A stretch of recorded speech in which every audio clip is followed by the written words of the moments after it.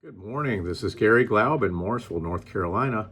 Today we are on lesson 17 of the Gospel of John, and we're covering John chapter 8, verses 1 through 20. This one's called Light of the World. We reach a very interesting story in the Gospel of John, and it brings up a necessary discussion that does not involve what occurs in these verses. Instead, we need to discuss textual variants. When the Bible was written, it was not copied on a printing press. That did not begin until the Gutenberg Bible, a printing of the Latin Vulgate in the 1450s. Instead, the Bible was originally copied by scribes. Scribes also could be Pharisees, but they were the most literate people in a culture of oral traditions. While there were scribes or copyists in other cultures, in Judaism, there were incredible limitations on what they were allowed and not allowed to do. Scribes only could use skins from clean animals, and these clean animals were defined in the law of Moses. The ink could only be black, and there was an exact way of making this ink, so it was uniform in all copies. The scribes were required to say each word out loud while writing that word.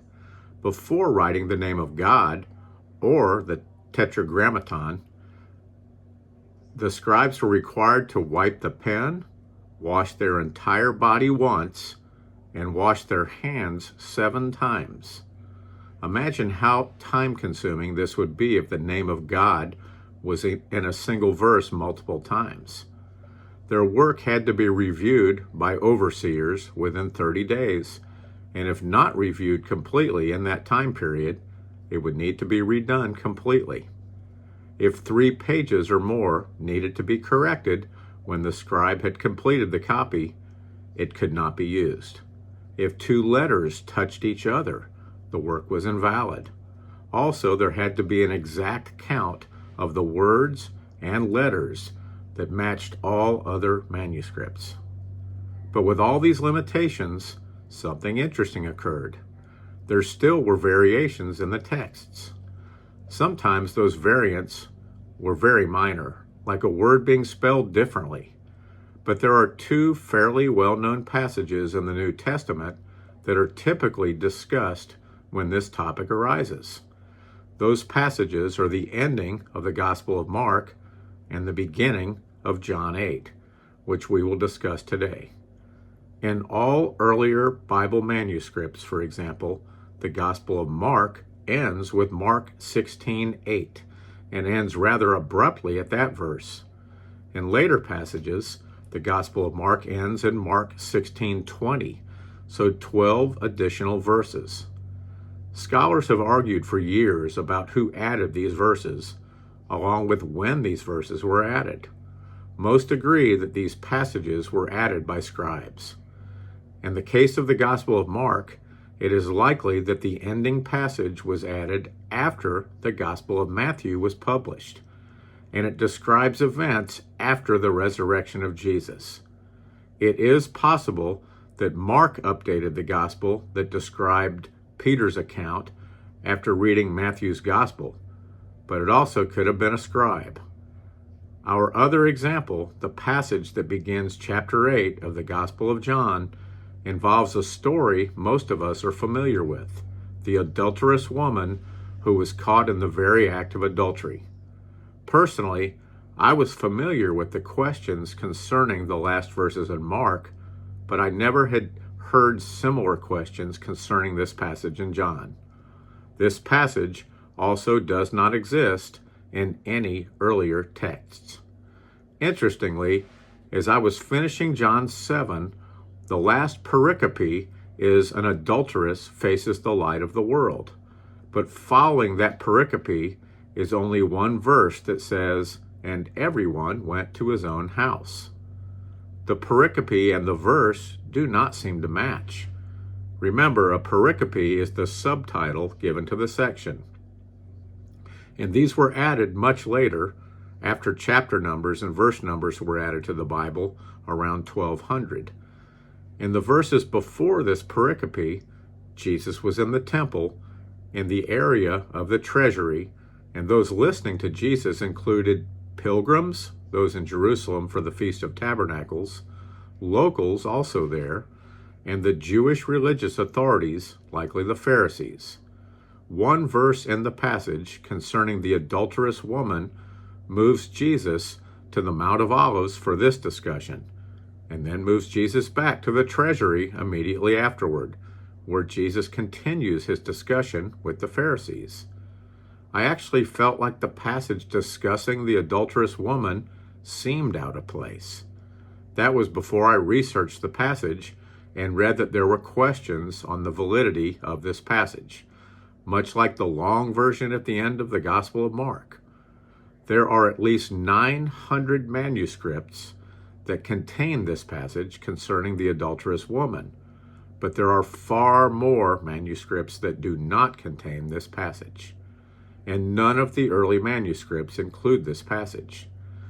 Neither the Codex Sinaiticus or Codex Vaticanus include this passage. So what do we do with that information?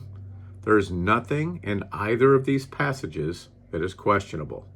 At the same time, there is nothing that contradicts either the attributes or behavior of Jesus or attributes of God.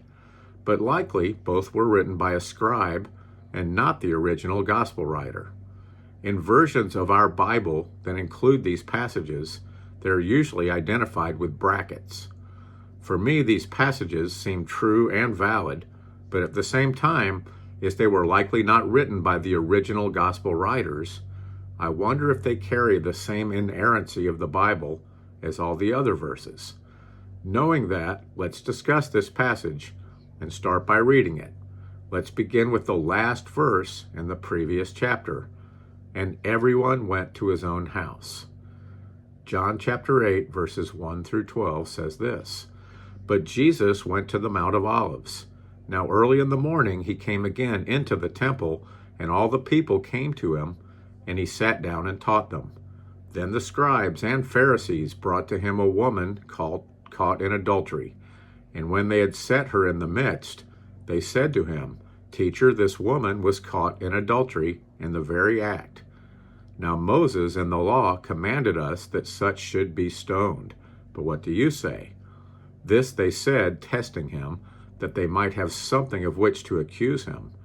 But Jesus stooped down and wrote on the ground with his finger, as though he did not hear. So when they continued asking him, he raised himself up and said to them, 'He who is without sin among you, let him throw a stone at her first.' And again he stooped down and wrote on the ground.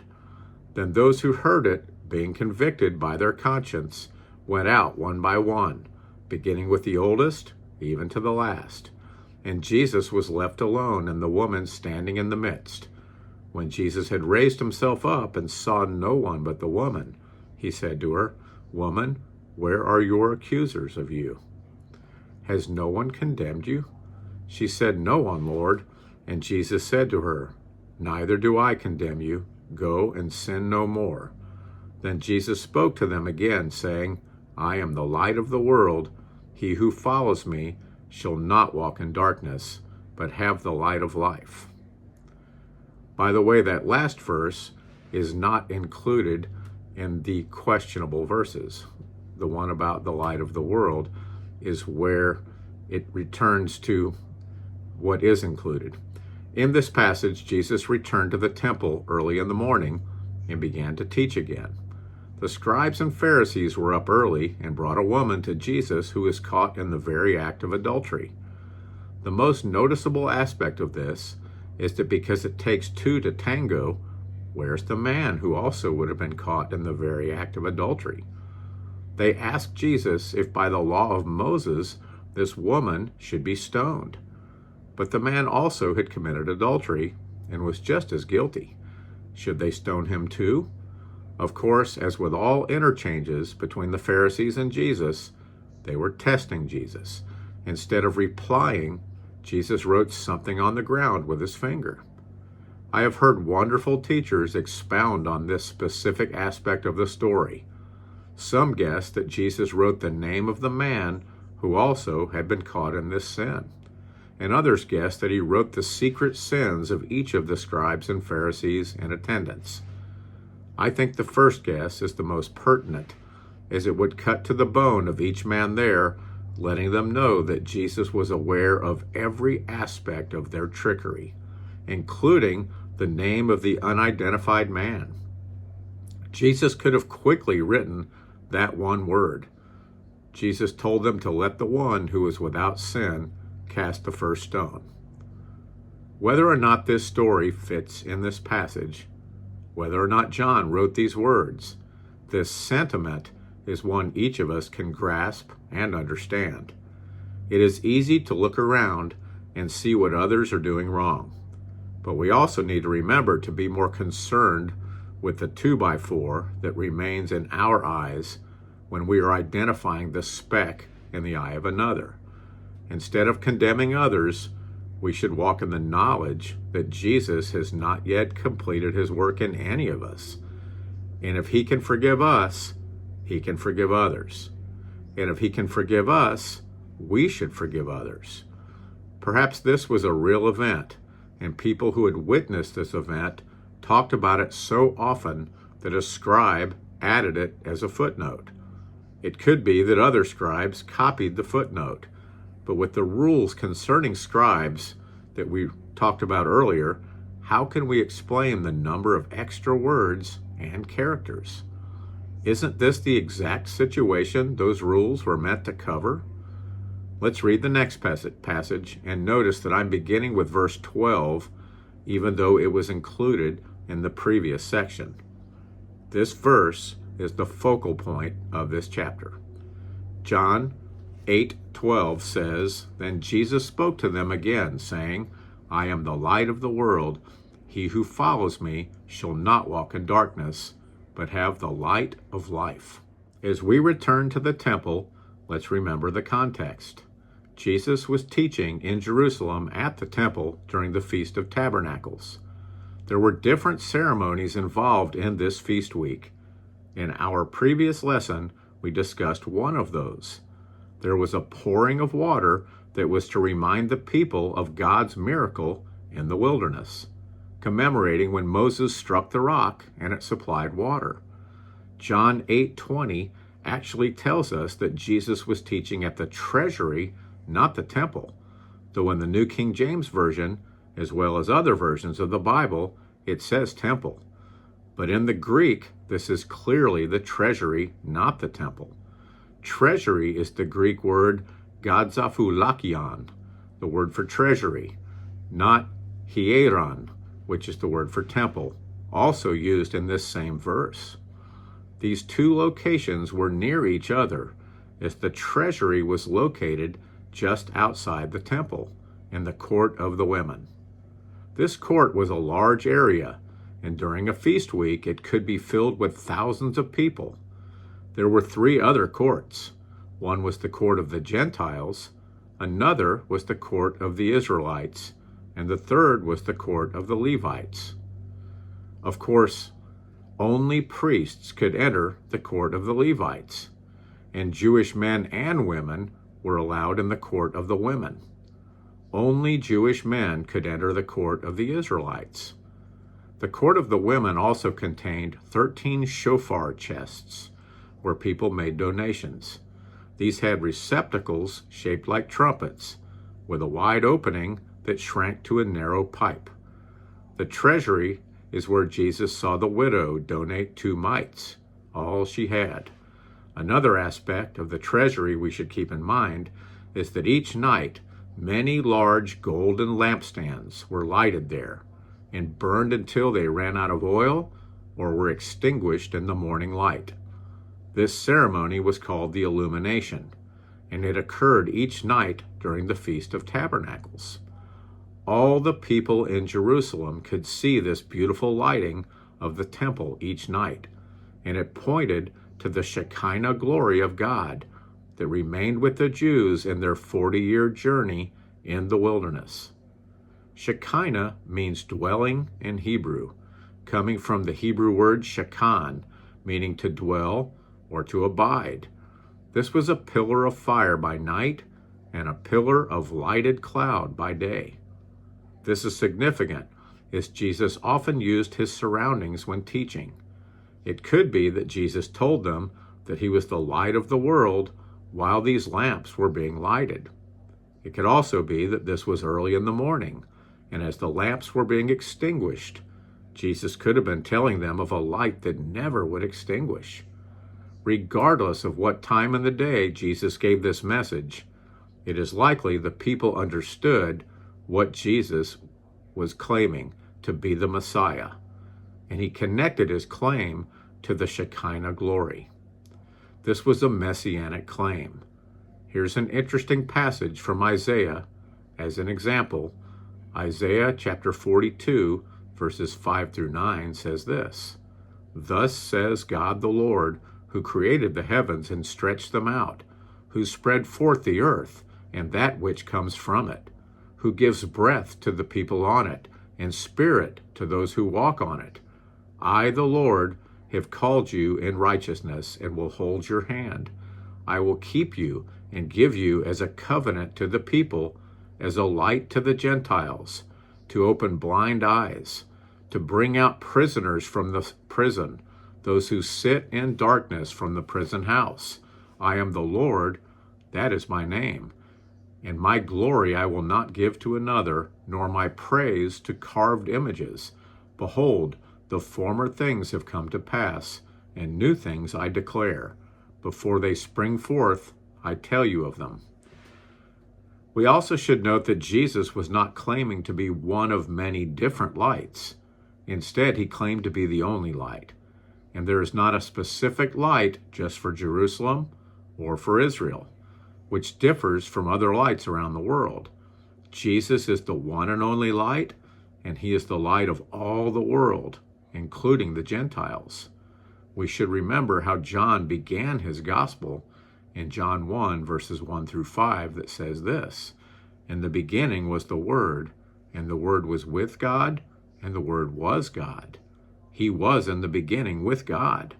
All things were made through him, and without him nothing was made that was made. In him was life, and the life was the light of men. And the light shines in the darkness, and the darkness did not comprehend it." John pointed to Jesus being the light before John 8. Once again, we also need to remember that in the Gospel of John, Jesus makes 7 different I am statements, and that tells us that Jesus is claiming to be the God at the burning bush, the God of Moses, the God of Abraham, the God of Isaac, the God of Jacob. Previously, we have discussed Jesus' claim to be the bread of life, and now we get to our second I am statement. God as light is not a New Testament concept. In fact, we start hearing about darkness in the 2nd verse of the Old Testament and light in the 3rd verse. Genesis 1:3 says, "Then God said, 'Let there be light,' and there was light. And God saw the light, that it was good, and God divided the light from the darkness. God called the light day, and the darkness he called night. So the evening and the morning were the first day." Light existed before the sun, moon, and stars. We also know that in heaven, light will emanate in every direction from Jesus, and there will be no shadows. We only can guess what that will be like. But sometimes when I'm driving and am forced to look straight into the sun, it is so blinding that it is almost painful. As bright as it is to be, as bright as it will be to look at Jesus, I cannot envision that it will be painful, except to those in darkness who are offended by the light. Here's an interesting verse from Psalms. Psalm 27:1 says this: "The Lord is my light and my salvation. Whom shall I fear? The Lord is the strength of my life. Of whom shall I be afraid?" Our lives are enlightened by the salvation of the Lord. Here's another favorite. Psalm 119, verse 105 says, "Your word is a lamp to my feet and a light to my path." I have said this many times, but to me, the Bible is not a rule book. Instead, it is a treasure map, and Jesus is the treasure. The words of the Bible carry us in the right direction and light our way in a world of darkness. Let's read our last passage today. John chapter 8, verses 13 through 20 says this: The Pharisees therefore said to him, You bear witness of yourself, your witness is not true. Jesus answered and said to them, Even if I bear witness of myself, my witness is true, for I know where I came from and where I am going. But you do not know where I come from and where I am going. You judge according to the flesh. I judge no one. And yet if I do judge, my judgment is true. For I am not alone, but I am with the Father who sent me. It is also written in your law that the testimony of two men is true. I am one who bears witness of myself, and the Father who sent me bears witness of me. Then they said to him, Where is your Father? Jesus answered, You know neither me nor my Father. If you had known me, you would have known my Father also. These words Jesus spoke in the treasury, as he taught in the temple, and no one laid hands on him, for his hour had not yet come. We will finish our study today with a discussion of testimony.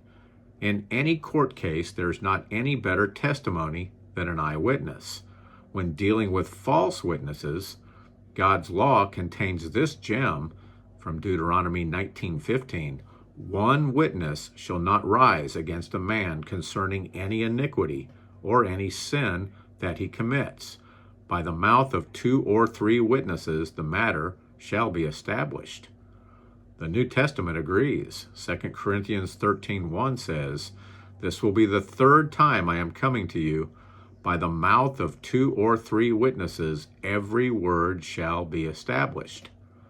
But one aspect of this we should notice is that this has to do with sinners, not God. Sinners lied falsely and testified against Jesus.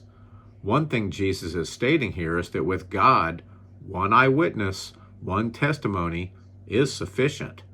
God is the truth. He is incapable of lying. By making this claim, Jesus is once again claiming to be God. Jesus states that he knows where he came from and also knows where he is going. By the way, he is discussing a single location, heaven. Jesus does not need a second witness as the truth, but the Pharisees needed to understand that the testimony of God the Father is exactly the same as the testimony of Jesus. The response by the Pharisees is accusative and offensive. Where is your Father? Likely they were calling attention to the mother of Jesus being pregnant before they were married and calling Jesus illegitimate. In previous passages, the Pharisees questioned how Jesus could be the Messiah if he was born in Nazareth, in Galilee. The Pharisees had not done their homework, which showed their laziness. They were stationed at the temple, and the birth records of all Jews were there. They should have found out with a little due diligence that not only was Jesus born in Bethlehem, but both his father and mother were in the bloodline of King David. Jesus responded immediately, You know neither me nor my Father. If you had known me, you would have known my Father also. The Jewish religious authorities thought very highly of themselves and thought they knew God better than anyone else. Jesus let them know that they did not know God at all. They were misrepresenting God in their laws, their loves, and their lives. Because they did not know God and did not know Jesus, they were destined for hell. They never would see where Jesus came from or was going because they would not receive the reward of heaven. We cannot know the Father except through the Son. The Pharisees tried to lay hands on Jesus, but Jesus had another 6 months before God would allow that to happen. As we finish today, one of the lessons is to have more awareness when reading the Bible. In the last week, We have addressed two different situations that every believer and Bible reader should understand. Brackets around a passage remind us that the passage has some questions that need to be addressed. Typically, these are not in the earliest manuscripts of the Bible. We also learned that we should notice when words are italicized. This occurs when words have been added to help the verse make sense in our language. Often, these italicized words are completely unnecessary. There are many, many different versions of the Bible. Some are better than others. Some are easier to read. And because believers have different levels of education and different vocabularies, some versions of the Bible are frankly much easier to read. But in the same manner, some versions of the Bible can oversimplify the verses and the passages lose meaning. To me, a version of the Bible called the Message is the most dangerous version. For starters, it is a paraphrase, not a translation. To explain this, a translation is a change of languages and tries to use the words with the exact meaning when going from one language to another. For example, what does this Hebrew word mean in English? A paraphrase, though, operates within the same language. Instead of looking at the meaning of the original word, those paraphrasing will try to rewrite the English words with other English words. For example, doing this can change the meaning of a verse entirely. The Message was created by a single person, Eugene Peterson, rather than a team of scholars. Peterson has altered God's Word by removing important concepts. Basically, we should research the versions of the Bible we are reading.